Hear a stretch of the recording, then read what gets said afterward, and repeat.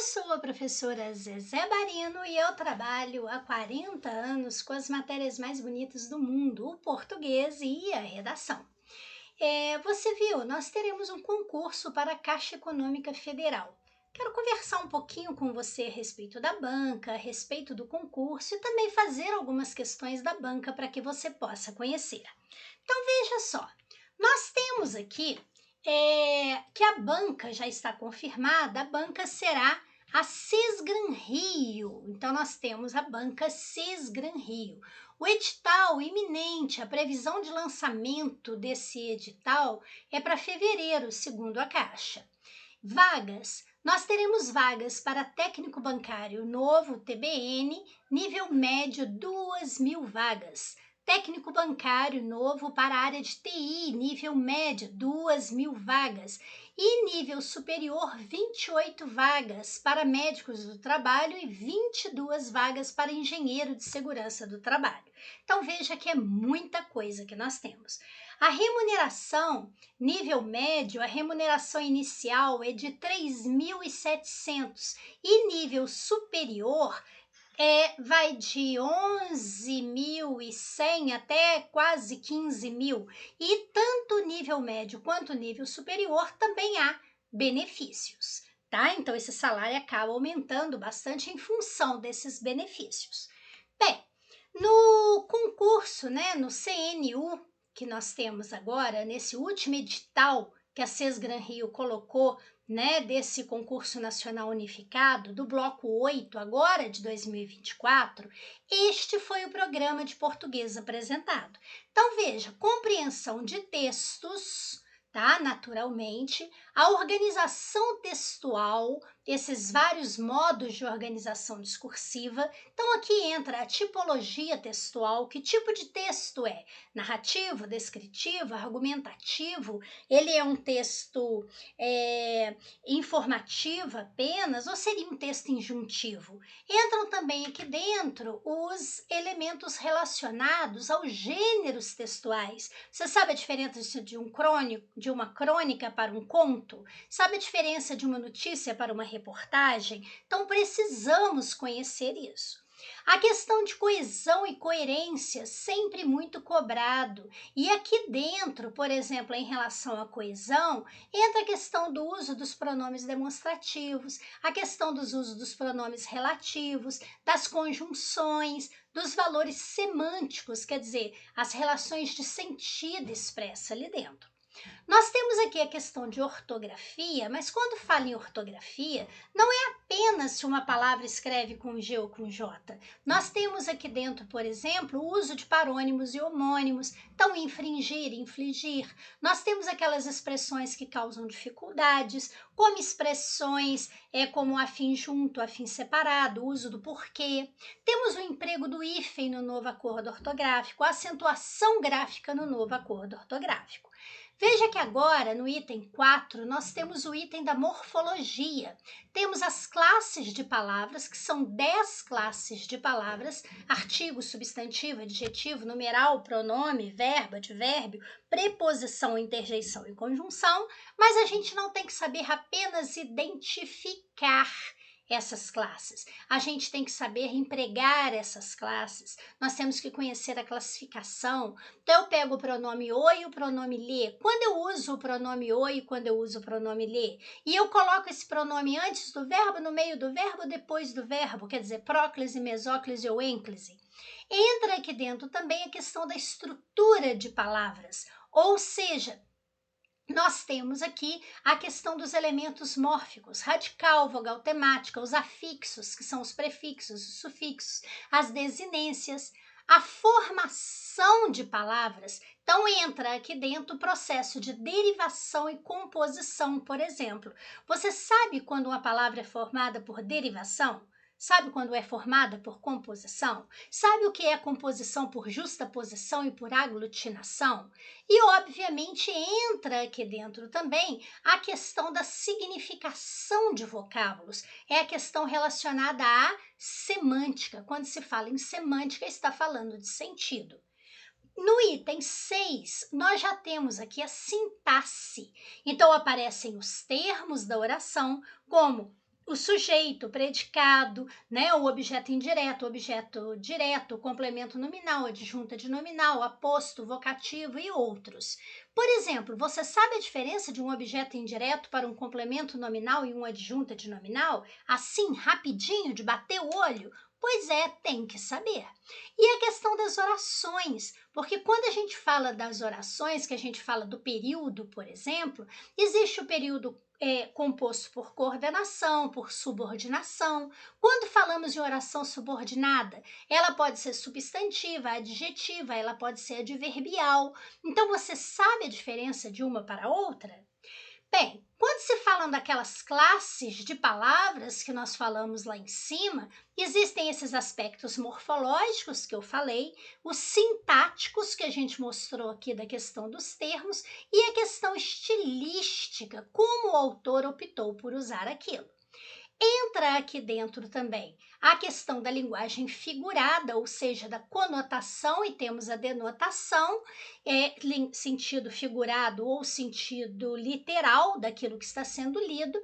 E quando se fala em estruturação do período, além de entrar essa questão da pontuação, entra aqui concordância, regência, crase, tá? Ou seja, é um programa bem extenso, apesar de não parecer. Então, lembrando, esse daí é o último edital que nós tivemos aí da Sesgran Rio, agora de 2024. Então, a tendência é que para a Caixa Econômica fique bem próximo a isso aí. Bem, como estudar isso daí? Lembrando que a gente tem outras disciplinas que são necessárias, né, que sejam estudadas.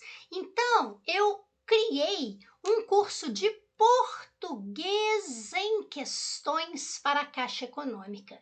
Então, você fará comigo, tá? Mais de 100 questões da Banca Sesgran Rio. Como isso funciona? Eu pego lá uma primeira prova da Banca Sesgran Rio, passo para você, você faz, corrige, anote as suas dúvidas e em seguida você vai assistir ao meu vídeo. Bom que seja vídeo, porque você pode pausar, você pode assistir a quantas vezes você quiser. E nesse vídeo eu começo lá no texto, explicando para você como ler esse texto de uma maneira que você não precise ficar lendo várias vezes. Alguns elementos que aparecem aqui dentro do texto, que são essenciais para que você acerte questões e você normalmente não dá atenção a isso. Aí eu vou para a minha primeira questão. Começo a explicar para você o enunciado, termos que você pode não conhecer, termos que são técnicos. Mostro para você possíveis pegadinhas nesse enunciado e, em seguida, eu vou para as opções. Então, eu vou explicar para você, por exemplo, por que a resposta é D e não A, como todo mundo acha. E vou explicar também B e C. Vamos imaginar que essa questão aqui envolva a diferença de objeto indireto para complemento nominal e adjunto adnominal. Então, o que você vai fazer nesse caso? Eu vou explicar isso aqui para você de uma maneira direta, rápida, certeira. Vou aplicar isso diretamente na questão. Ótimo, você vai copiar as minhas anotações, tanto do enunciado quanto a explicação que eu fiz, e aí a gente passa para 2. A 2 envolve a diferença de texto expositivo para texto argumentativo. Então, a explicação que eu fizer, você vai anotar e em seguida eu vou explicar isso daí na questão. Ou seja, você vai exercitar com questões da banca, aprender aquilo que é necessário para que você faça uma boa prova, entender possíveis pegadinhas da banca e aí sim você vai conseguir estudar português de uma maneira muito direcionada, certo? Bem, eu selecionei aqui 2 questões de provas da Banca Sesgran Rio. Então, eu coloquei aqui, ó, Sesgran Rio 2023, Banco do Brasil, para agente comercial. Foi uma questão da prova B.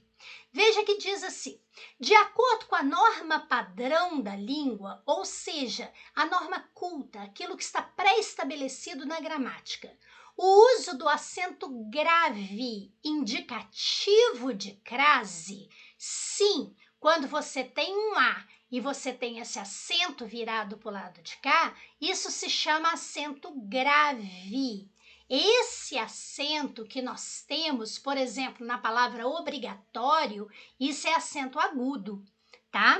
Então, o que acontece? Esse acento indica crase. O que é a crase? É quando você tem a fusão de dois sons iguais, de dois As iguais. Então, pode ser, por exemplo, o A preposição mais o A artigo, ou as artigo, ou um A que significa aquela, portanto é pronome demonstrativo, ou o A de aquele, aquela, aqueles, aquelas e aquilo, tá? Ah, então qualquer palavra com A? Não, só essas que eu falei. Então a fusão dos As iguais em um só eu chamo de crase. E eu marco isso com esse acento virado para o outro lado, que a gente chama de acento grave.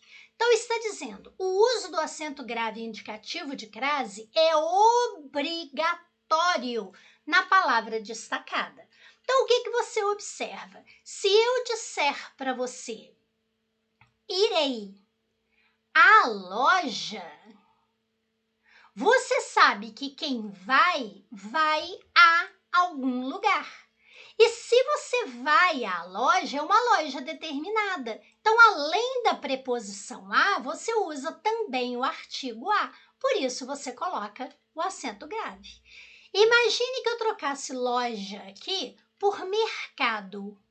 Eu iria dizer que eu irei ao mercado. Então, está a prova aqui para mim que se trata de um a preposição mais um o artigo. Então, aqui em cima você também usa. Então, a troca por uma palavra masculina normalmente funciona, né, para resolver a maioria dos casos. Mas aqui está querendo saber o seguinte: quando eu digo, letra A segurança em saúde e a violência são temas que a maioria da população considera como os maiores obstáculos a serem superados. Então, isso aqui é um verbo.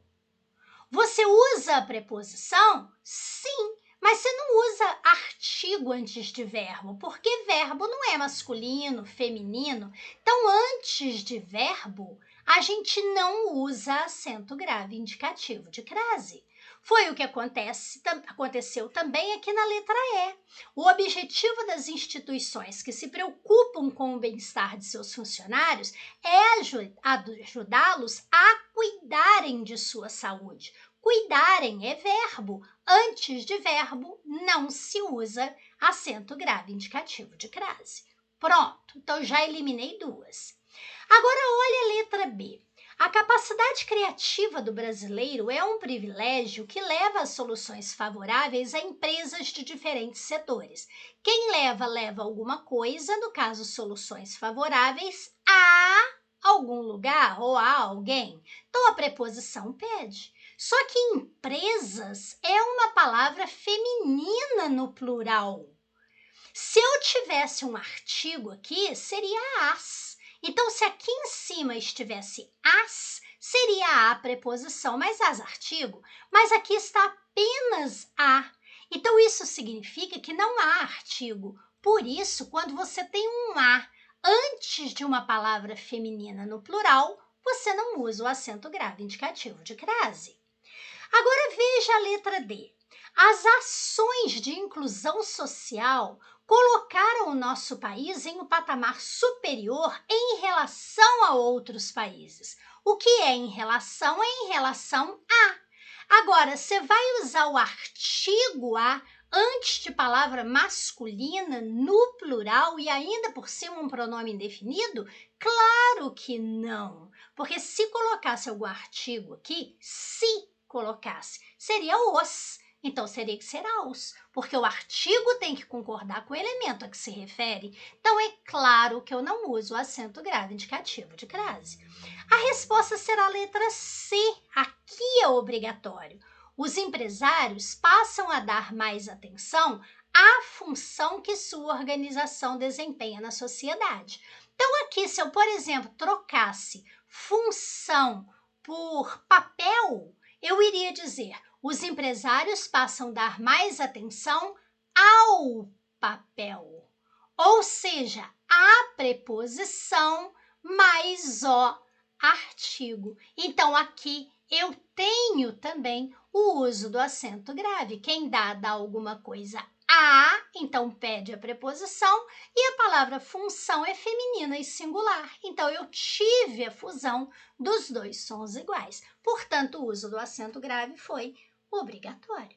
Mas olha só a dica, então. Se você tiver o a antes de verbo, antes de uma palavra feminina no plural, ou antes de uma palavra masculina no plural, pronome indefinido, você não usa o acento grave. Viu quanta coisa importante você aprendeu numa questão? Pois é. Agora veja essa outra questão do mesmo concurso, 2023. No trecho que, como a tradução indica, é tão bem feita que pode enganar até os mais atentos. As palavras destacadas contribuem para expressar entre as duas ideias uma relação lógica de. Poderia vir escrito também relação semântica. Poderia vir escrito também relação discursiva. Ou seja, isso tudo é relacionado a sentido, tá? Então, qual é o sentido que esse tão que estabelece aqui dentro? Então, olha, vamos compreender. Está dizendo, no trecho que, como a tradução indica, é tão bem feita que pode enganar até os mais atentos. Quer dizer, ela é tão bem feita que, consequentemente, pode enganar até os mais atentos. Então, esse tão que, tanto que, ela falou tanto que ficou rouca, né? Isso indica uma relação de consequência. Condição será o se, o caso. Por exemplo, se não chover, eu irei. Será a adição, o e, o além de, o mas seguido de também. Quer dizer, ela estuda, mas também trabalha. O tempo pode ser o quanto, o quando, logo que, né? Logo que puder, venha aqui.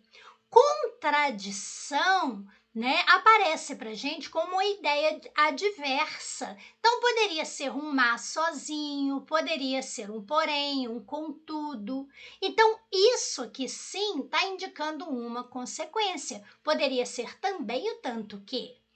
Além da gente fazer a explicação, a gente ainda tem PDFs que ajudam muito. Por exemplo, nós temos um PDF para você estudar de conjunção pequenininho, uma folhinha, tá? Mas que é essencial para o seu concurso. Então, na hora que eu estou fazendo a questão, eu lembro, olha, estude o PDF de conjunção. E temos lá vários PDFs que isso não vai fazer você ficar lendo páginas e páginas desnecessariamente. Você vai ler aquilo que você precisa para o concurso, certo? Bem, se você gostou da ideia de estudar português, né, com questões da banca Sesgran Rio, com quem tem 40 anos de experiência com o que faz, eu convido você também a conhecer o curso de informática do professor Paulo França e o curso de matemática financeira do professor Ferrari. São duas feras que vão ajudar você a passar nesse concurso. E por que não aproveitar a oportunidade do nosso super combo, português, informática e matemática financeira, com profissionais que já estão há muito tempo no mercado de trabalho, preparando alunos para concursos públicos. E veja, você pode ter um trabalho com muita qualidade e por um valor muito humano. Pode ter certeza que nós estamos aqui prontinhos para ajudar você a garantir a sua vaga. Muito obrigada, fique com Deus, paz e luz para você.